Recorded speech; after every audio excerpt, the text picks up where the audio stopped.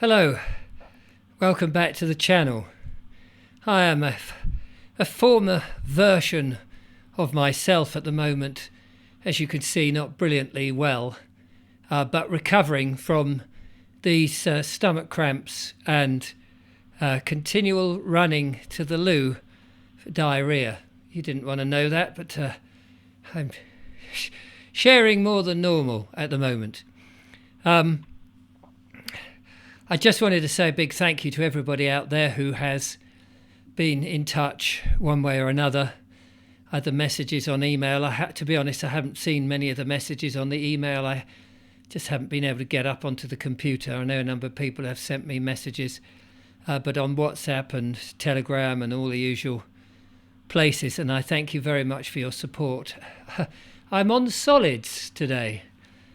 The lovely Julia came back and has been looking after me amazingly. She made me a vegetable broth, and thanks to Clive de Carl, who managed to contact me from Florida, of all places, to advise me on what supplements to take, and the myriad of other people who have shown their love and devotion, which has been overwhelming. And I realise I'm incredibly lucky to have such support, having done this YouTube channel. Excuse my squeaky voice. My ears are blocked. I can't quite hear how I sound. It was enough effort to just try and make myself presentable and have a shave, let alone get into the studio. But anyway, I'm glad this has happened, as I said in my previous video, because it's been a baptism of fire. It's shown me personally at the sharp end of what it's like when you're not very well, to have people at your door threatening with menaces and trying to take your property away from you. And it's not nice. And I'm very lucky because I've got support networks, but a lot of people haven't got any support networks at all. They're vulnerable. They're on their own. The woman who's there without a husband, one parent family and kids, done something that's upset one of the cameras or the ULEZ or the stupid penal systems that this corporate government has put in place, not for our benefit, not to be human, but to be anti-human. And the old couple who don't quite fully understand what the ranting, raving, angry man at their door flashing some pseudo whatever you call it, identification. They don't know what it's about. And who do they call? Who do they turn to? Do they just acquiesce? Do these people let themselves in and take whatever they bloody well like? This isn't the Britain that I want to live in. This isn't a Britain that anybody wants. And we ain't going to have it. We're going to fight back against this. This government has shown its colours. We've seen how it's treated civilians. Yes, civilians it's treated us, the people, sorry. It's treated the people on this country with their medical interventions and their thugs in uniforms, pretending to be police. Let me tell you, when these police turned up yesterday, I looked at them, and although I was feeling as crap as I feel now still, although I am a little better, I looked at them and I thought to myself, my God, what a absolutely dishevelled looking force you are. You are shabby. Absolutely shabby, and there's no excuse. One of them had what was amounted to tracking bottoms elasticated with a string tie-up. That's not the police I grew up with. That's not the Dixon of Dock Green. Evening all.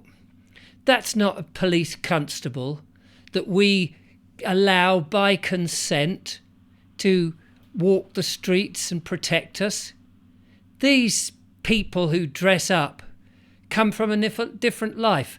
I asked one of them, I said, how old are you? You look like you're in your mid-20s. And he said, yes, I am. And I thought, right, okay, so you're probably around about 2000. 1995, between 1995 and 2000, that's when he was born. He didn't know the free childhood, the kind of Britain that I grew up in the 60s and the 70s. He has no notion of what it's like to be a genuine free man. He has no notion. He's only been alive for the last 20 odd years, and he's been in this corrupt profession, and he is just carrying on what he does not know is wrong. Neither of them did. I understand that most of the police who are in their later life, let's say in their 40s plus, have retired. They don't want to be part of this corrupt force anymore, and I don't blame them, because they're all thugs. When I reported to the police when he arrived that the enforcement officer had stolen the keys of my van, he laughed. And I said to him, I'm reporting a crime. Your business, the business this enforcement officer has with me, is a civil matter. I don't know why the police are here. But as you are here, I'm reporting a crime. He has stolen my van keys. That's a criminal offence. And you're laughing. This is what we're up against. So what it made me realise is we need something like Helpline, like, Childline, a nationwide telephone service. I don't know how we get this done. I'll fund it through the channel if I can. If we can get people to make donations, I'll put some in, whatever is required. But people must not be left alone to face these brutes, and then the police as well. So we must do something.